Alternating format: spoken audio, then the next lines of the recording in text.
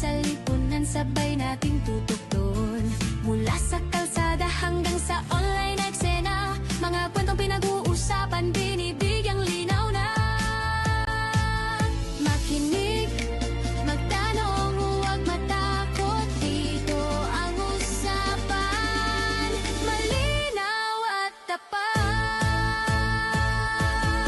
So to speak, tara makinig, boses ng bayan, sabay-sabay nating dinig. So to speak, malinaw ang layunin, bawat usapin ating lilinawin. So to speak.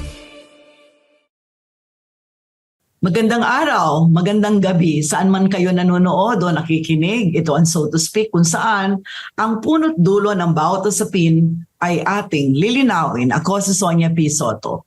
Ngayong araw na ito, pag-uusapan natin ang isang krisis na ramdam ng bawat Pilipino. Mula sa presyo ng diesel hanggang sa pagkain sa hapagkainan. Sa gitna ng pandaigdigang tensyon at digmaan, lalo itong tumatama sa ating bansa.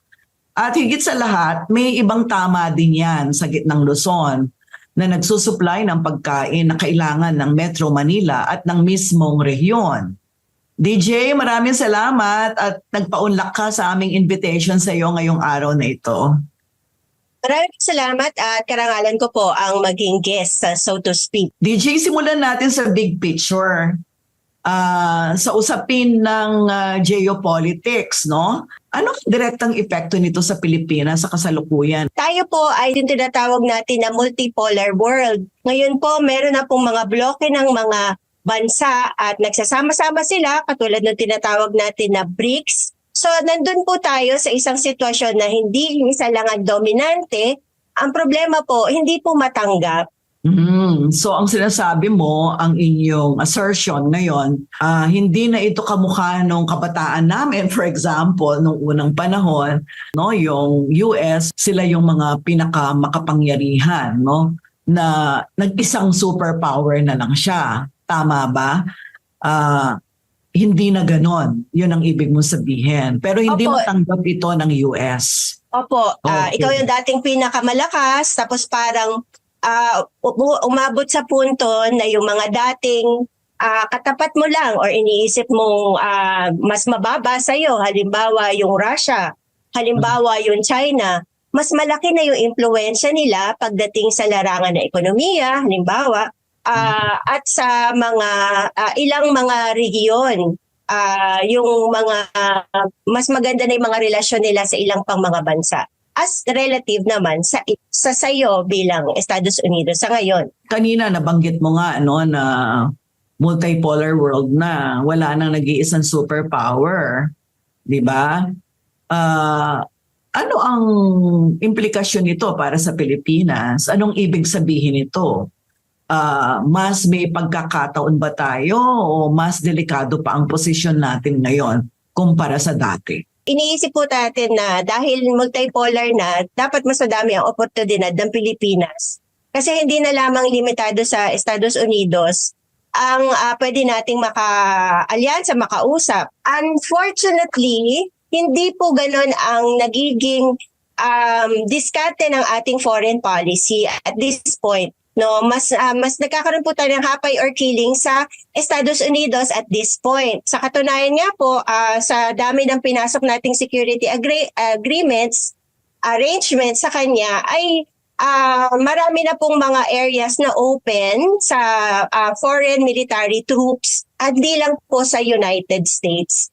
Pati po yung mga allies na niya, Japan, like Canada, Australia, and New Zealand. Yun po ay open na po, open in the sense that they can do their military activities here with our troops dead. Siyempre, hindi lang si troops ang kasama, pati ti weapons, ti ships, at pati siyempre yung mga planes. So yung mga ganon, nagkakaroon siya ng risk sa atin kasi nagiging talaga tayong, yung binabanggit po natin, ang term na ginagamit doon is para tayong tripwire. Tayo yung unang na kung sakaling meron mang whoever is looking at the United States as an enemy, tayo yung unang dadaanan.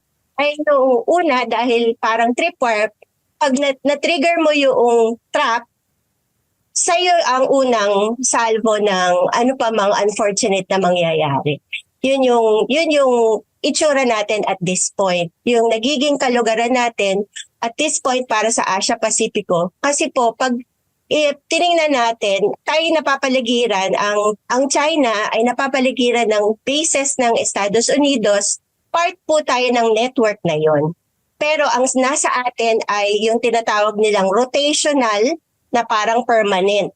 Ang presensya ng mga foreign troops. Ang ibig mo bang sabihin na yung mga kasunduang militar na meron tayo with the US, magagamit ba yon in the eventuality of yung mga gera o sigalot o labanan na papasukin ng US sa ibang mga bansa kahit na walang military bases, physical military bases dito ang US?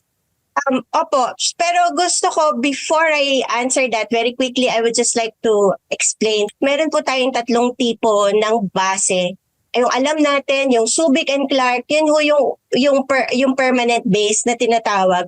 Second po, itong itsura sa atin, na dito sila, aalis sila, pero babalik sila. Yung rotational presence.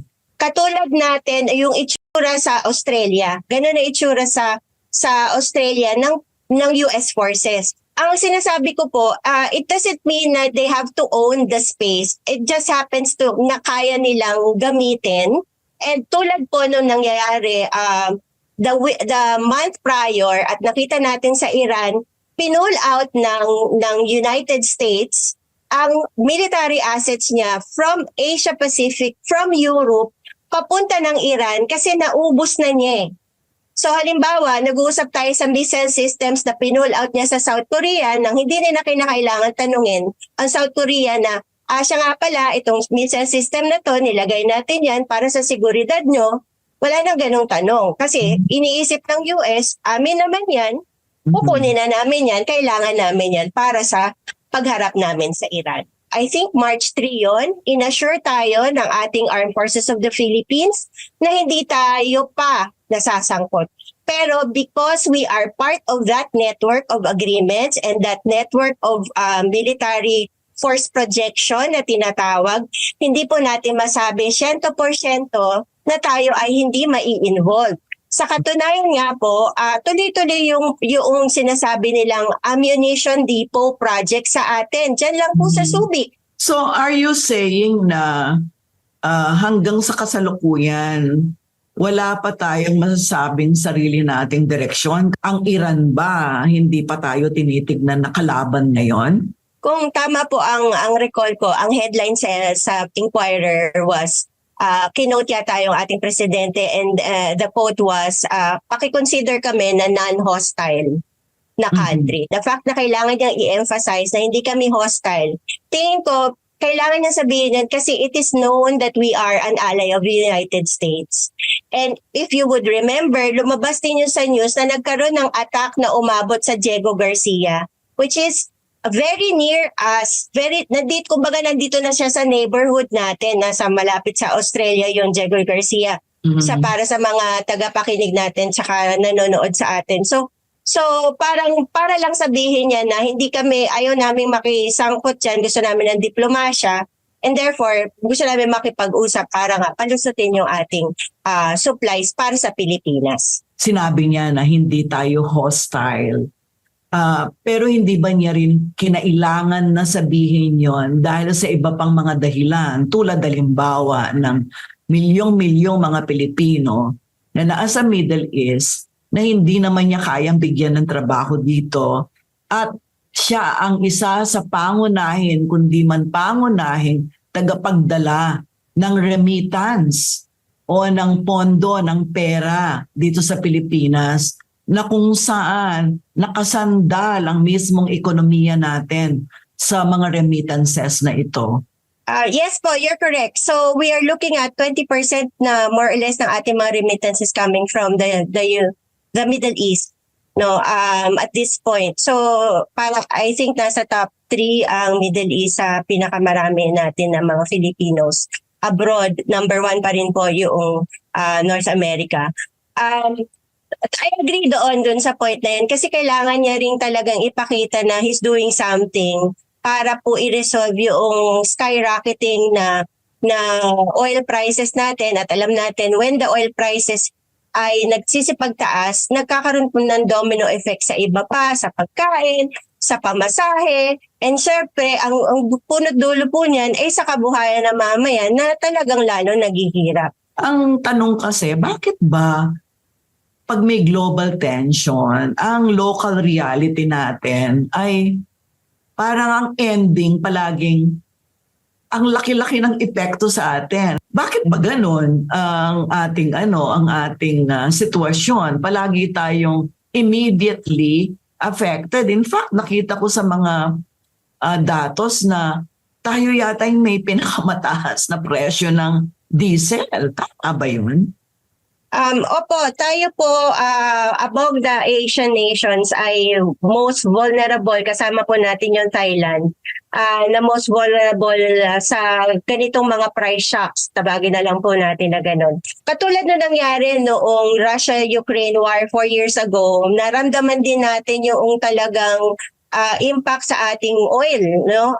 At hindi lang oil, yung ating mga food, kasi marami rin ay imported na galing doon sa banda doon. Dito po particular sa Strait of Hormuz, hindi lang naman kasi oil ang bumadaan doon. Dumadaan din ng chemicals, tulad ng mga materyales para sa fertilizers. Kaya i-expect din natin na nagkakandaubos din yung mga essential na mga ingredients para makabuo ng fertilizer sa ibang mga lugar.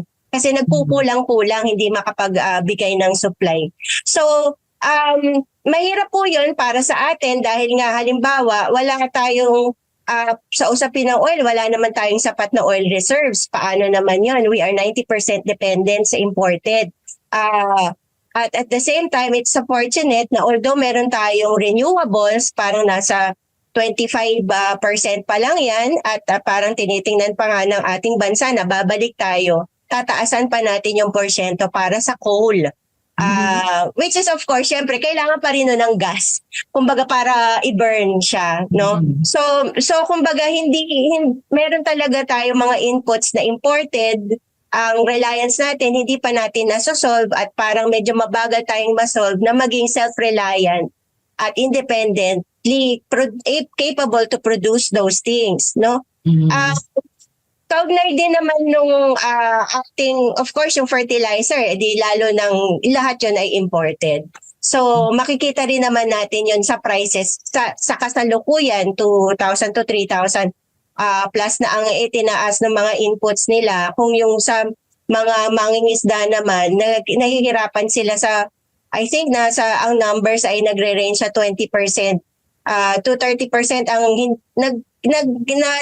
hindi masyadong makapaglaot kasi kumbaga talo sila.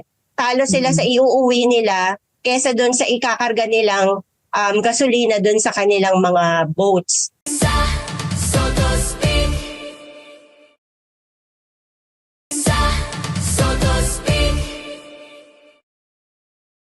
Kung ang inputs tulad halimbawa ng fertilizer, ng iba pang mga kagamitan sa agrikultura ay highly dependent on imported fuel, imported na langis, lalo na ng diesel, ay hindi nga malayo na ang epekto dito sa CL ay talagang ramdam na ramdam. Nakakausap nyo ba ang mga sektor na pinaka-apektado, lalo na yung mga nasa agrikultura at yung sektor ng transport? Nagkaroon po tayo ng pagkakataon na makausap sila at the same time, syempre mag-share din. So parang on one hand, maririnig natin na okay, meron mga ayuda na ilalabas, pero nandoon din yung kakapit na daing na ang hirap ng mga requirements para lang i-access mo yung ayuda na yun. Kung 5,000 man yun or what. Siguro naman nakita natin sa news yung inatake at lahat sa pila. Hindi naman pala niyan makikita ang pangalan niya sa listahan nang bibigyan ng ayuda, 'di ba? So may mga ganon. Tapos yung iba naman yung tipong balik-balik na yung kanilang association secretary kasi ang daming hinihingi naman na requirements, kaya parang 3 times nang bumabalik, hindi pa rin ma-comply yung di umanong ano yung kinakailangan necessary information para dun sa mga tricycle drivers ito in particular, para sila ay mabigyan at maka-access sila nung ayuda na sinasabi. At the same time, we're looking at yung talagang pagtaas na nung prices. Alam niyo naman po, every Tuesday ang paglabas ng price hikes. Actually, isa nilang ginawa yun, yung tinatawag nilang staggered. Imagine nyo lang kung hindi pa staggered yan. Ganyan na nga kataas. What if hindi pa yan staggered? So, ibig sabihin ganun talaga siya kataas to begin with. So, ang translation yan, syempre, alam natin na walang choice kundi talagang liliit, kakarampot na take-home boundary, kakainin talaga siya ng pag-uwi sa diesel. Actually, nung meron kaming karanasan na nakailang, yung mismong jeep na sinasakyan namin, nakailan siyang gas station. Kasi sinasabihan na walang supply. Siguro pa sa pangatlo sabi niya, ilan bang ikakarga mo? Ako naman marami kasi hinahabol lang ni Kuya na makarating ng terminal. Hindi, 2 litro lang kasi malapit na lang naman na iniisip niya siguro na para lang paabutin. Yung mga ganun na, di ba, nagkakandaubos yung supply for one reason or the other. Tapos syempre, yung mismong mga drivers natin, kaya hindi mo rin masisisi na kahit na hinold yung fare hike, kasi officially wala pa namang fare hike. At least para sa PUJs, no? Pero po sa provincial buses, meron ng mga in-approve na yung fare hike. Hihingi na lang sila. Meron mga signage ng, ang taas ng presyo ng langis, kung ano na lang ho ang ibigay nyo. Kaya yung iba, ay na nilang kunin yung sukli nila. Kunyari, babayad silang, kung ang minimum ay 13, magbibigay sila ng 15 pesos, di na nila kukunin yung sukli. Parang tulong na lang kay Manong. Yeah, maraming ang kwentong ganun ngayon, no? Hindi na kinukuha yung sukle. Merong namang iba na dinadagdagan pa yung ibinabayad. Naalala ko nung unang panahon, nung kabataan namin, meron tinatawag na OPSF, yung Oil Price Stabilization Fund. Ano-ano yung mga pinapanawagan ninyo na pwede o dapat na implementa ng ating pamahalaan para makabawas dun sa matinding epekto ng walang patumanggang pagtaas ng presyo ng langis sa ating mga kababayan? Kaugnay po nito, yung mga panawagan po natin dyan, kasi parang i-explain ko lang po, no? According sa mga ekonomista, sa kada taas na $100 per barrel, meron na po siyang impact sa ating inflation. So halimbawa po, yung nag-scenario building yung DepDev, sa scenario na $140 to the barrel, nasa 7% ang ating inflation rate. Kung din natin talaga na i-review at tingnan pa dahil highly deregulated ang ating oil industry, kung paano pa yan masusolusyonan. Kasi ang review na ginagawa ay hindi naman para i-reverse yung deregulation, parang nag-iisip sila ng buffer fund na ilalagay. Ganyan. So, isa yon. Tapos syempre yung push pa rin natin na talagang paspasan yung renewable. Sa totoo nga po, batay rin sa pag-aaral ng mga kasama natin sa Nuclear Free Bataan Movement, nakikita nila na although meron tayong renewable energy program and targets, parang maraming mga balakid na supposed to be madali naman sanang masolve. Kaya nagsuslow down din yung sinasabi nilang transition to green energy. Yung bang isipin na lang natin na tipong hindi mo naman gustong ayawan kasi syempre ang pangit ng dating no, naaayaw ka sa green energy. Pero hindi mo rin gustong puspusin na talagang seryosohin gawin. Yun ang ganun namin siya dinidescribe. Kaya parang medyo nakakatawa siya. So, nakakatawa na syempre napakasakit dahil ngayon natin nakikita na pinakailangan talaga may iba tayong alternative sources of energy.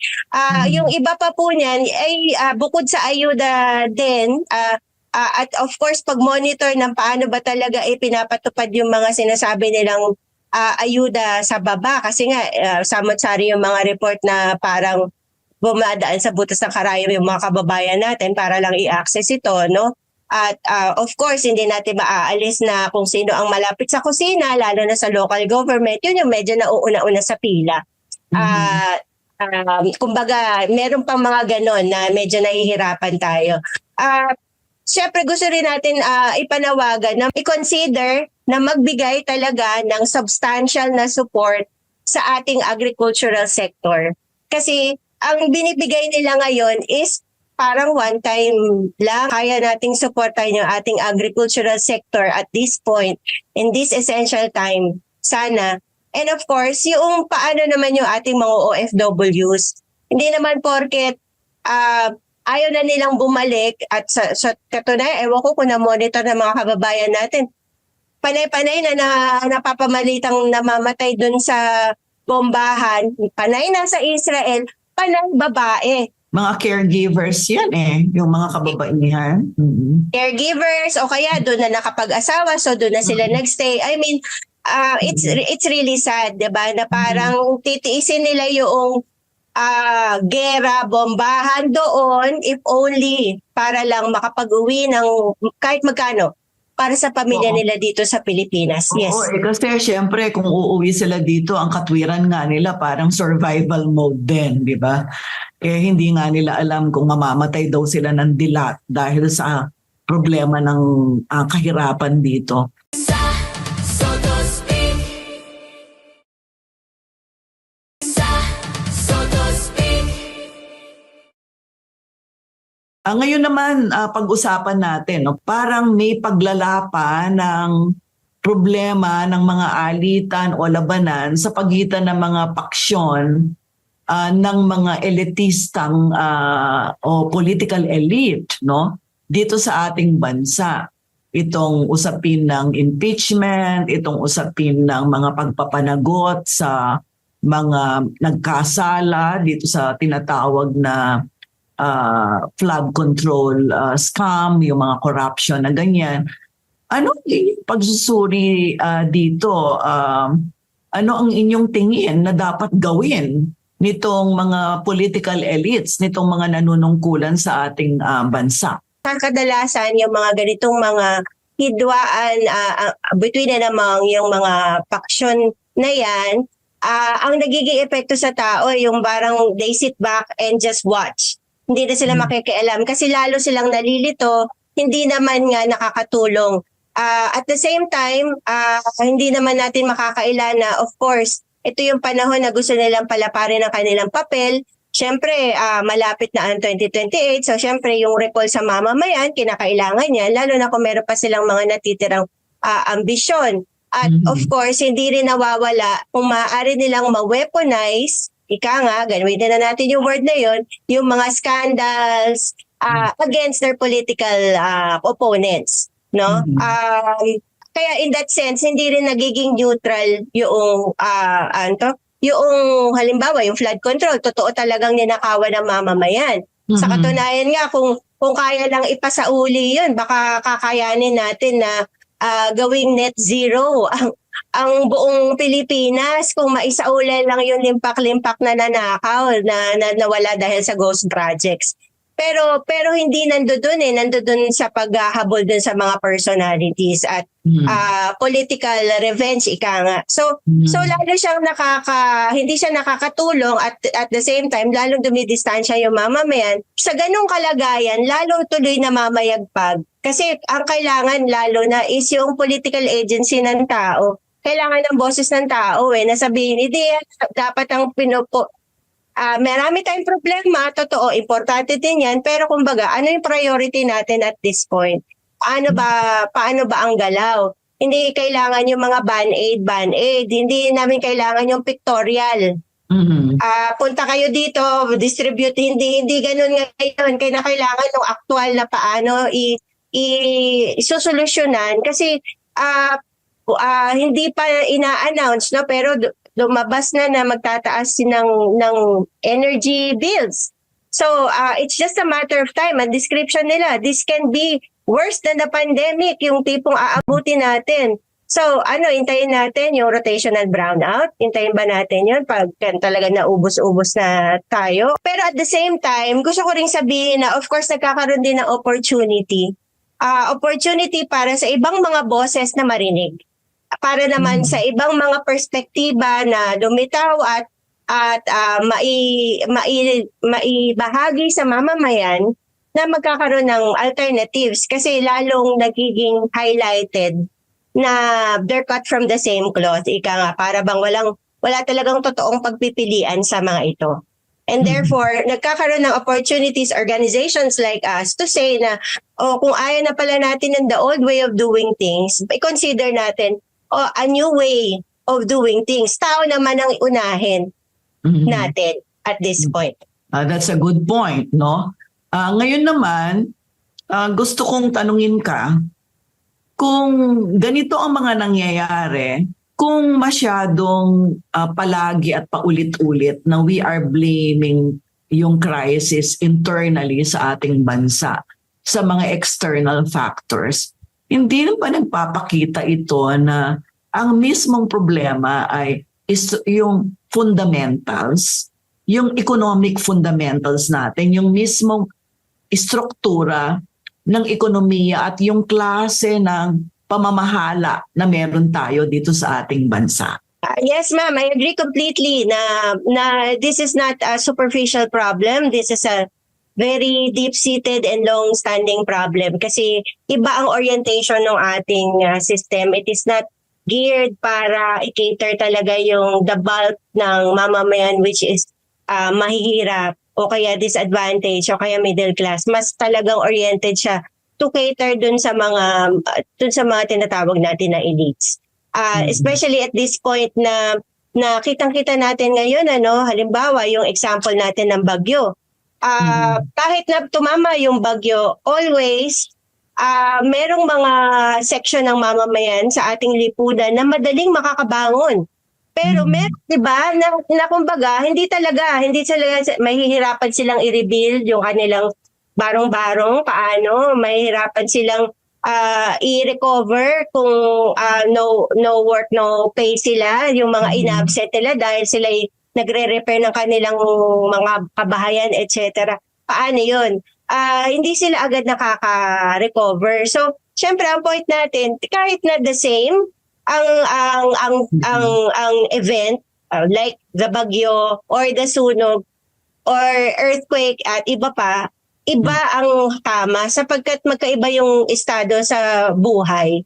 At yung ganong pagkakaiba ng estado, napakalaki na nung gap na yon. Napakalaki na nung gap noon. Kasi sa totoo, sa yung binanggit natin kanina, even sa gitna ng krisis, meron talagang kumikita at hindi lang kumikita. Limpak-limpak ang kinikita ngayon. Samantalang yung iba, lalong nalalaglag sa laylayan. Dapang-dapa na, lalo pang sinasabi natin na hindi talaga nagiging sorrow at ang atake, kumbaga yung cosmetic, band-aid ang ginagawa, hindi niya tinuturol. Halimbawa, alam na natin matagal, malaking bahagi ng ating kailangang i-produce dito ay reliant sa imported. Hindi natin yun sinolve. Diba? Yung pinag-uusapan natin kanina, yung fuel, hindi natin sinolve yun even if meron tayong resources. Ngayon, nagkukumahog tayo. Isa sa strength ng mga ibang mga bansa, nag-diversify sila ng kanilang mga energy resources kaya parang mas malaki ang leeway ng kanilang mga bansa at this point. Buti nga na nag-uusap ang ASEAN ng parang fuel sharing at this point. At syempre ngayon tayo ay chairperson tayo ng ASEAN, ng ating bansa, ang Pilipinas. So magandang sana mayroong ding abutin na resolution yan for ASEAN na tumayo, tumindig as buo. At sana abutin niya yung isang stand na nasabihin niyang neutral ang zone na to. No, na dapat walang lugar ang mga ang mga aggression dito sa bahaging ito ng daigdig kasi ang hirap, ang napakalaki ng trade ang tatamaan, no? 40% ng global trade ay nandito sa ating neighborhood. Sa so to speak. Sa so to speak.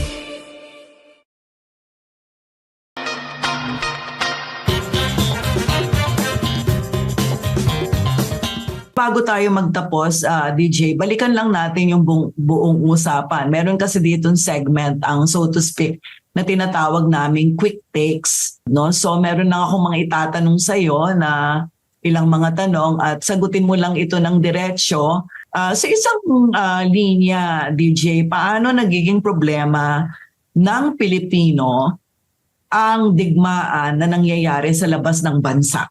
Dahil bawat gera sa labas ay dagdag ng presyo ng dangis dito sa atin.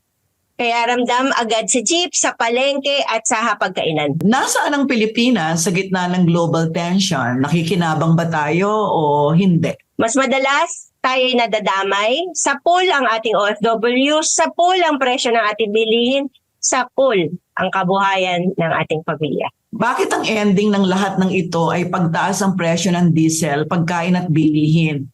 Ano ba ang problema ng ating bansa talaga? Tayo ba ay sobrang dependent sa ibang bansa? Kasi kapag mahal ang langis, mahal ang transport, kapag mahal ang transport, mahal ang pagkain, bigat agad sa bulsa ang nararamdaman natin. So ang ibig sabihin, wala tayong independence. Walang ganon, Mars. Nakikita natin ang ramdam ang hagupit ng krisis. Ano ba ang meron o ano ba ang katangian ng gitnang Luzon? Bakit ganito kalaki ang epekto sa mga sektor na nandito sa rehiyon? Sentro tayo kasi ng palay, ng trucking, dito din dumadaan, at diesel ang dugo ng production. So kaya kitang-kita natin, daman-daman natin, kapag tumaas ang presyo, doble ang tama. Sa gitna ng krisis, nakakatulong ba ang kasalukuyang politika o lalo nitong pinapalala ang sitwasyon? Walang direksyon lalo at imbis sa solusyon, dagdag na kalituhan ang nakukuha ng tao. Susunod na tanong, anong pinakamahirap tanggapin tungkol sa sitwasyon natin ngayon? Na paulit-ulit yung krisis na ito kasi nga sistema ay sira at hindi ito maayos ng patchwork lang. Yeah, yung final question ko sa iyo, DJ, hindi naman sa pinahuhulaan ko sa iyo yung sitwasyon. That would be a tall order. I'm not asking you to make your final conclusions. I'm just saying na sa trajectory, sa mga paulit-ulit, sabi mo nga at napanood na natin at alam na natin ang susunod na kabanata hanggat hindi nagbabago yung fundamentals natin sa ekonomiya at politika. Ang huling tanong ko sa iyo, base sa mga napag-usapan natin, hanggang kailan ba magtitiis ang mamamayan? Hanggang hindi pa nating pumipiling kumilos. Kasi kung tiis lang, walang katapusan. Pero kapag pumilos tayo, may mangyayari, may pag-asa tayo. Very well said. Gustong-gusto ko yung sinabi mong yon. Kung tayo magtitiis, wala tayong pag-asa. Pero kung tayo kikilos, magkakaroon tayo ng kinabukasan, di ba? Maraming salamat. Sa huli, malinaw. Ang krisis na nararanasan natin na hindi lang basta nangyayari, pinaliwanag sa atin yan ni DJ, ito ay may malalim at matagal ng pinanggagalingan, may dahilan at may epekto ito sa bawat pamilyang Pilipino. At kung totoo na ang punot dulo ng bawat usapin ay dapat nililinaw natin, ang susunod na tanong ay hindi na kung ano ang nangyayari, kundi kung ano ang gagawin natin. Yan ang assertion at panawagan ni DJ sa ating lahat. Kailangan tayong kumilos. DJ, thank you very much. Thank you, ma'am. It's always a pleasure to be guested here, so to speak. Thank you very much. Ako po si Sonia P. Soto. Ito po ang So to Speak, kung saan ang punot dulo ng bawat usapin ay ating lilinawin hanggang sa muli. Thank you. Usapang bayan, balitang napapanahon, mga isyu sa lipunan, sabay nating tutukton. Mula sa kalsada hanggang sa online